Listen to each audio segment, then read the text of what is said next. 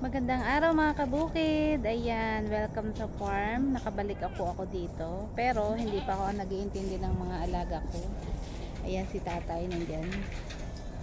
Ayan, siya nag-aalaga ng mga kambing ngayon. Pero pauwi na rin siya sa Mindoro. At ang kapalit ay yung asawa ko naman siya mag-aalaga ng kambing. Kasi hindi pa rin po ako okay. May bakal pa rin yung daliri ko. Ayan. Munta ako dito kasi inip na ako sa bahay. Hindi lang talaga ako pwedeng gumawa ng mga dati kong ginagawa dito. Ayan, tingnan natin yung mga alaga ko kong kambing. Namimiss ko na itong mga alaga kong ito. Ayan ang aking mga alaga. Ayan, kumakain sila ng ng feeds. Binibigyan ni tatay ng feeds. Ayan.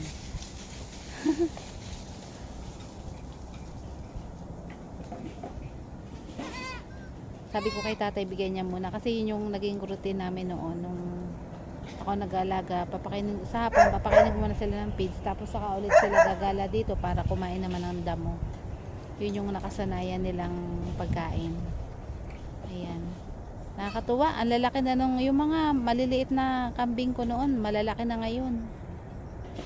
Kaya ay, salamat nakapunta na rin ako din eh. Matagal-tagal pa kasi matatanggal yung bakal ng aking daliri. X-ray pa siya ng April 3. Pag okay na, saka tatanggalin yung tahi at saka yung bakal. Ayun.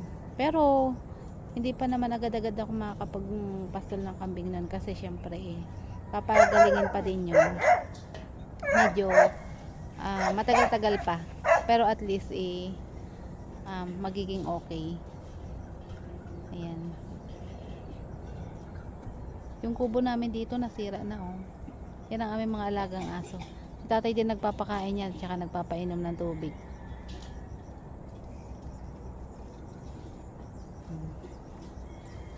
Malapit na magtagtuyot ulit Ayan malapit na ulit. Nagba-brown nag-uutay-utay na yung damo. Nice. At sana okay na yung kamay ko bago matuyo talaga ang damo para naman kahit papano masipag kasi ako mangumpay. Masipag ako mangumpay para sa aking mga alaga kaya gusto ko okay na yung kamay ko. Pagdating talaga sa pag-aalaga ng hayop maalaga po talaga ako.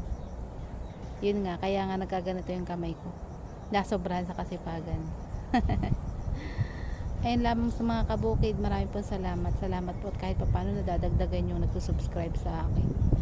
Isang malaking tulong po sa akin ang bawat subscribe na ginagawa nyo po sa akin.